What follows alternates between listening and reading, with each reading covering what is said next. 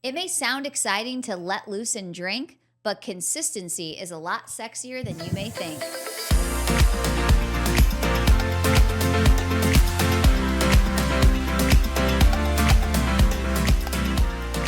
Hey guys, it's Katie. I am your host of Faith at Work podcast, and we are going to talk about discipline today. Ooh.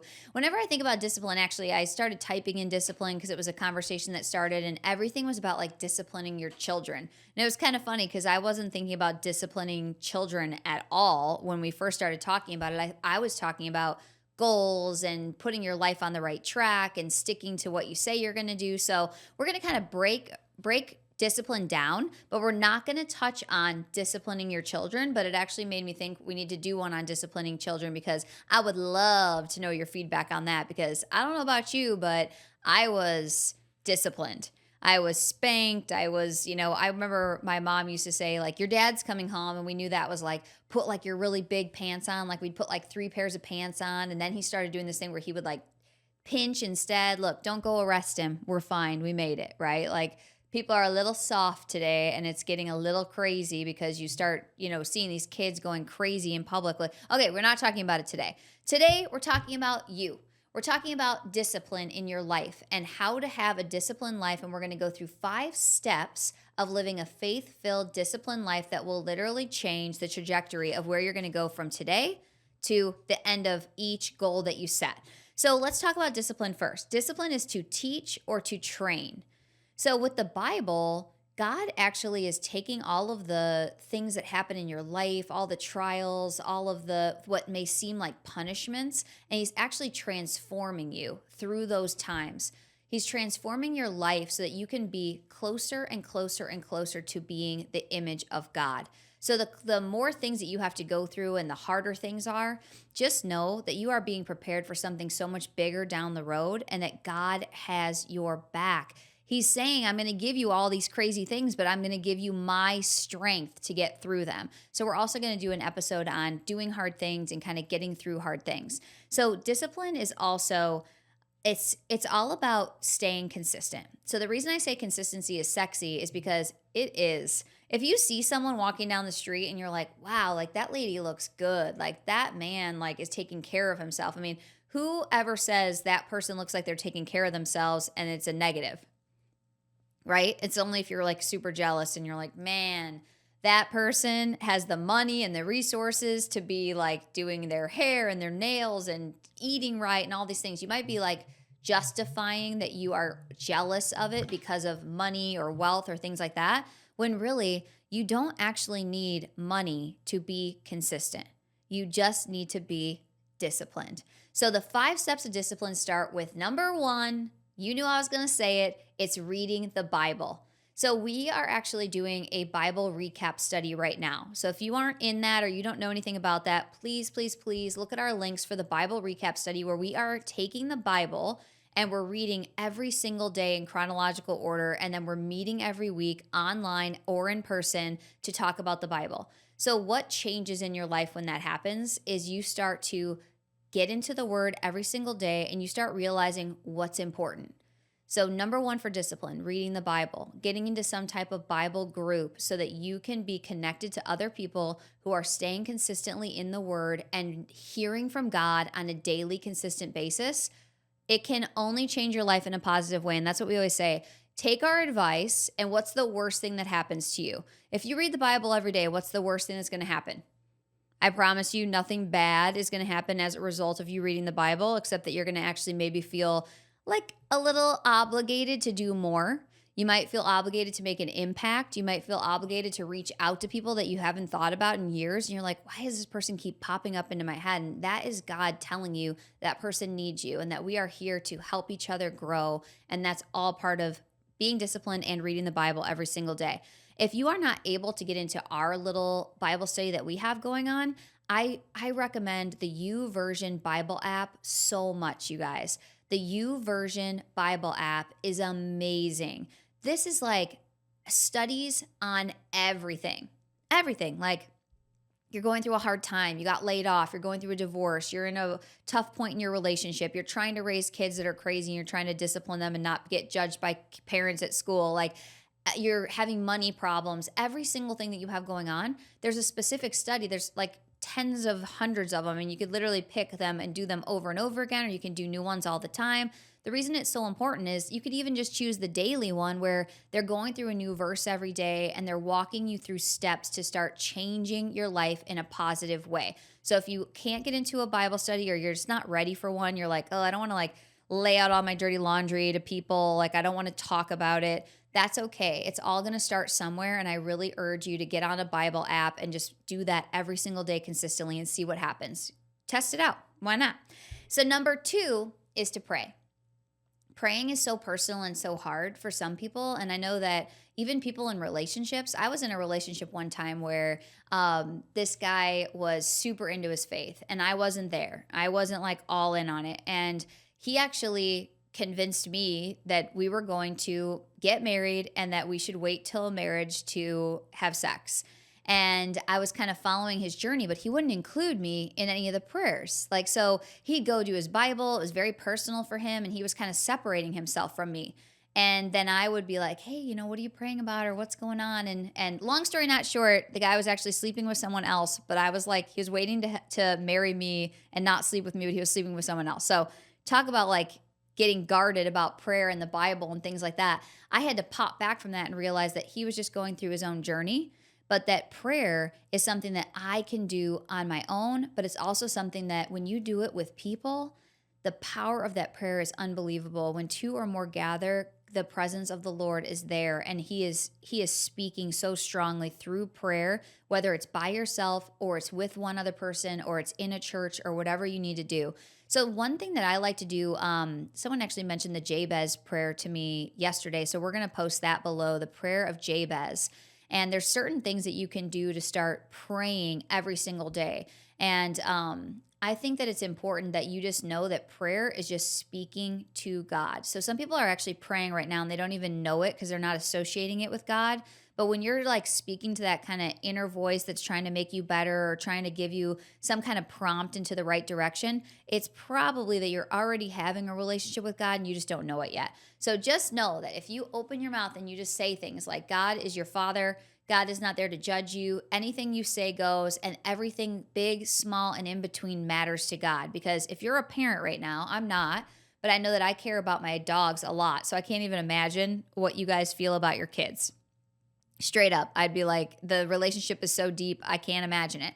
But imagine that relationship that your kids, you don't want to just pray for them or be there for them when they have little things going on. You want to have the big things, the small things, like the things that they don't think are important. You want to be involved, you want to be there, and you want to be praying for them. So that's the same thing with God, you guys. If it's like about your fingernail, if it's about your eye, if it's about cancer, anything that you have going on, if you give it to God, it will be better. I promise you that. If you involve God in something, it's better. Me and my husband started praying together, and I really believe that a couple who prays together stays together. There's no doubt in my mind. I can't even imagine my husband praying for me and praying with me the way that he does and then hurting me. I can't imagine it. I mean, he would never cheat on me. It's almost like you have this covenant every single day, multiple times a day with this man, and then I do believe that that convicts him to be the man that he said he was going to be for me under God. And that is something very powerful. So if you don't have that prayer time with your partner, I highly, highly recommend it, especially if you're just starting to date and things like that. Don't be scared to bring your faith into it, because you should see where something goes once you put your supernatural on it. So once you put God into something, it's unbelievable what can happen, because it's immeasurable to our minds. We can't even fathom what he has planned for us. It's that good. Number 3, set goals. I have been talking about this. We have a step challenge going on. I think there's like 3 of us involved, and I'm one of them, and I am like working my butt off to get that step challenge done every day. If you're not in the step challenge, you guys, talk about the easiest, smallest, little, keep it simple, stupid, kiss type of thing you can do is look at how many steps you're getting and then try to get that next level of steps. 5,000, 10,000, 15,000, 20. The details are below. Join us on this journey. It is unbelievable. I'm going to pull Val in for this, I think, because I was getting like 13 to 28,000. So like I would get a lot of steps. So my goal is 20,000. Some days it's so easy, you guys. I'm like, oh man, I've got like 28,000. I wish I could bank 8K for the next day. And it's just not how it works. Then other times last night, I needed 5,000 steps at 9:40. 9:40 at night. I was ready to be done. I worked all day. I needed 5,000 steps and it was like a brutal. And the only thing keeping me going is the integrity that I said I was going to do this thing and I'm going to do it. So Val told me today that she's on day. I'm on day 3 now. Yeah. As of filming. By the time this airs, I think I'll probably be done. So I'll have more info for you guys on how this went. I'll leave it below how it went for me. But this challenge is still happening. So definitely still join if that's something you want to do. And I would highly recommend it. So I, unlike Katie, I am not naturally active, I would say. I've always been more of a stationary hobby type of gal. And I also work, I would say 90% of my job is on the computer, unless I'm running out and doing something. Most of the time, I'm on a computer. So between all that, it was so easy for me to get less than 5,000 steps per day. So I've been working just at 10,000 steps per day. And even that, it's tough. Like, it's not, I mean, obviously it's much easier. Actually, yesterday I finished and I was like, wow, Katie has to do double that. Like, I was thinking about how amazing it would feel, but how stressful it would be, because I think that would have been a quite big jump for me.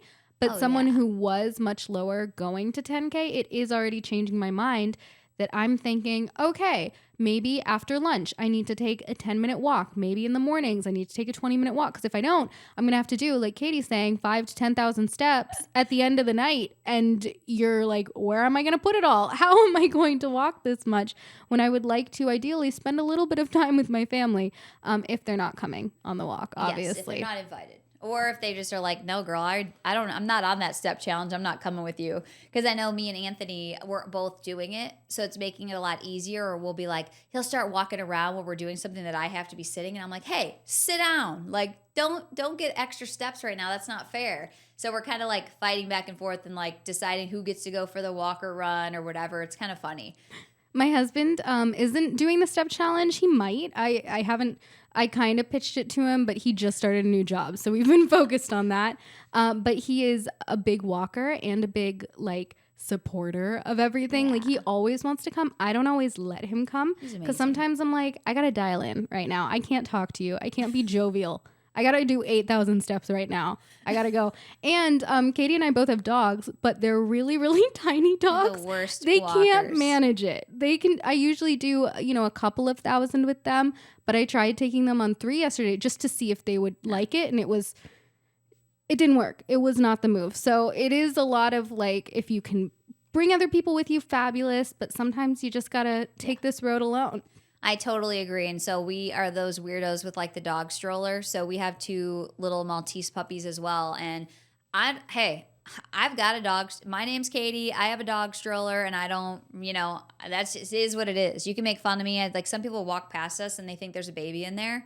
And I'm like, no, it's not a baby. And that's okay. Like people either think it's hilarious, people think it's adorable, or some people get actually kind of mad. They're kind of weird about it. They're like, ugh, like maybe you should be walking your dogs. I'm like, I'm literally walking my dogs, okay? And if I tried to take my dogs on 15,000 steps right now, then it's like animal abuse. So pick your poison, right? So I've got the stepper and all that. And I was just thinking about something when you were talking is setting a goal is just like this step challenge, right? It's like you set the goal and you're like, I can do this. Like you're all pumped up, you're excited. And then that 1 or 2 things happen, or that one day comes, like you're not feeling well, or it's raining outside, or whatever the thing is that starts to make you think like, okay, I don't need to hit that goal.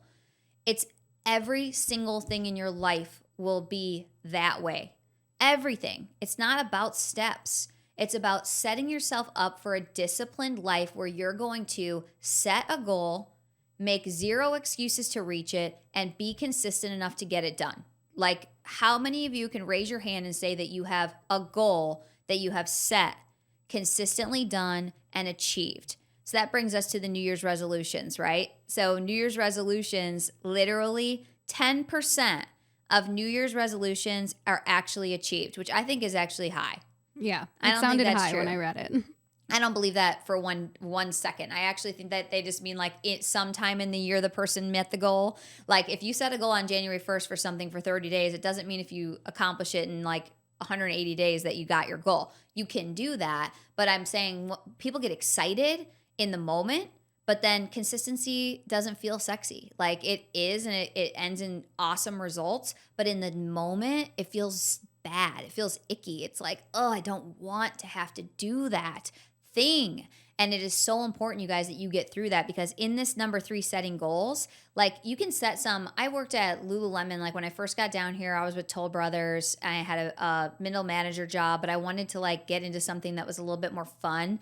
So I got a part-time job at Lululemon, and it was when they first came down here, and they would be like, we're going to set a BHAG, BHAG. They're like a big, hairy, audacious goal. Right. And that stuck with me forever, because I'm like, what a weird way to talk about goals. And the problem with a goal like that is that you're setting this huge goal that you're going for. And the nice thing about putting like, you put the big, target way out there. I agree with this. You put a target way out there and you go for it.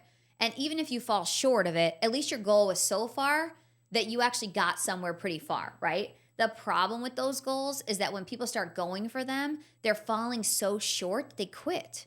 Like if you set some crazy goal and it's not something that you can actually physically do, then you're going to quit doing it. You're not going to stay consistent. You're going to start making excuses like, oh, I'll do it again next time, or I'll start again on Monday, or I'll start again next month, or whatever your thing is that you keep delaying instead of setting a goal and actually getting it. So if you need to set small goals, and I'll talk about a way to kind of keep accountable, which is number 4. So 4 is accountability group or person, or posting it publicly. Something changes in us. It's just humans. If we post it out there and we put it out there that we're going to do something, typically just the act of doing that, not 100,000 people following you. Look, like I don't know if you have 100,000 followers. I don't. And I've got maybe 2 people actually following what I'm doing with my step challenge, but those 2 people, I'm accountable to them. I think about them sometimes. Like whenever I doubt what I'm going to do or what I can accomplish, I think like, no, like I'm going to do it. I said I was going to do it. That person knows that I said I was going to do it, and I'm going to accomplish it. I'm going to show them. I'm going to be an example of somebody who does what I say I'm going to do. That my yes is going to be a yes and my no is a no, that I'm going to do what I said. So that's a big thing with accountability groups. And guess what?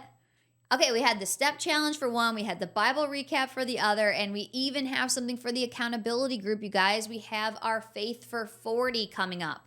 So forget your New Year's resolution that you were going to set and try to do by yourself. Join our group. See the info below for our Faith for 40. It's a 40-day challenge that we're going to run 3 times a year is the goal right now. That middle one might actually be for anyone who does the 40 for 40. They might actually jump to an 80, because I am the kind of person I like to jump to a challenge. So it'd be 40 for you if you didn't make it, 80 for people who didn't, and then 40 again right before Thanksgiving. So we're kind of like trying to keep your year consistent, keep you disciplined, but make it fun and get you paid, man. So you're going to put some money in. The people who actually accomplish the goal will get paid. And it's a really cool way to get all these things. So you're going to have the Bible in there. We didn't put prayer in there, but we put gratitude in there. We put moving consistently. Like you're going to set goals. You're going to hit goals. You're going to be accountable. You're going to have an accountability group. So we're going to try to make every single thing that we do on Faith at Work work. We're going to try to help you make these things work. You're not just listening. If you're listening right now, that's great. But how many times have you gone to a conference or gone somewhere and gotten so excited, so hyped up, so motivated, and then you get home and you don't have the group. You don't have the consistent steps to follow. You don't have that help. You can be motivated all day, but if you don't stay consistent and have consistent help, you are not going to be able to reach the amount of goals that you could if you used what we're saying, which is these 5 steps. And number 5 takes us to the end, which is like the celebration. So celebrate your wins. Celebrate every single little goal that you set. So 10,000 steps for Val right now. Like for other people, it's like, oh, I get 10,000 when I wake up. She's like, okay, it was hard for me. And when I reach that 30 days, I have this thing set. Like I know that this is what I'm giving myself. Like you probably don't have that yet. No, I definitely don't at this time. I'm gonna. So we're going to. So she's going to set something right now today, and we're going to write it down. She might even post it publicly because that helps. Where she's going to be like, in 30 days, when I am done with my step challenge of getting 10,000 steps a day, I'm going to get this. Where you're going to buy yourself something, you're going to go somewhere, you're going to do something, you guys. I know that in real estate, I'm a real estate broker and a builder, and we have these huge projects. We have these huge sales. We do all this amazing stuff. God's been so good to us, but we're not celebrating it enough. So it's like you'll have this big thing happen and it like comes and it goes. And no wonder we're not excited for the next thing. Like you've got to get yourself excited for the next thing ahead. And I think like giving some type of reward, try to not make it food, like that's just my, the 40 for 40 actually ends on Valentine's Day. So maybe like that last thing on Valentine's Day or the day next would be like a chocolate covered strawberry. I don't know. But in general, I don't think rewarding yourself with food is necessarily the thing, but give yourself something, whether it's like you're going to take go see a movie with your best friend or your mom or whatever. Like you're going to set something in motion to kind of say, hey, I did it. I'm moving on to the next thing, but I'm celebrating this win, because if you keep moving on, you're not going to really get that accomplished feeling. It's why there's awards. It's why people want to be recognized. Recognize yourself, even if it's just a killer post about yourself and like some things that happened over the challenge. That's even a reward and a way to celebrate, is let other people know what you did. Don't you want to help other people feel the way you feel when you feel amazing and accomplish a goal? Just by posting your story, however small you think it is. There's so many people where I'll post something and then like 6 months later, they'll be like, man, Katie, you really motivated me when you posted this thing. And I'm like, oh my gosh, I don't even remember posting that. But it's this person like 6 months later that did change something in their life. So we are here to be in community. I don't know if you knew that, but we are here on earth. Like God is the head and we are the body. So if we can help people get moving, get feeling amazing, have some confidence in themselves. Like if there's something that you have that you can give to others, start thinking about ways that God has blessed you and how you can use those blessings to actually bless other people instead of holding them so tight. Because we're not talented for nothing. Guess what? A singing voice that you've been given by God is a talent that's not for you. It's not for you to record yourself and listen to yourself and be like, wow, I sing so pretty. It is literally for the blessing of others. So take your gifts, take your talents, and push them through the world. Get them out there, because they're actually not to be held by you tight. They're to be spread across the world, especially with people who you're trying to help uplift and motivate or help them see something beautiful inside themselves that they don't even see yet. So stop being excited and start getting consistent. We cannot wait to hear about all the success stories after you follow these 5 steps. We'll see you on the next episode or in the comments. And until then, stay elevated.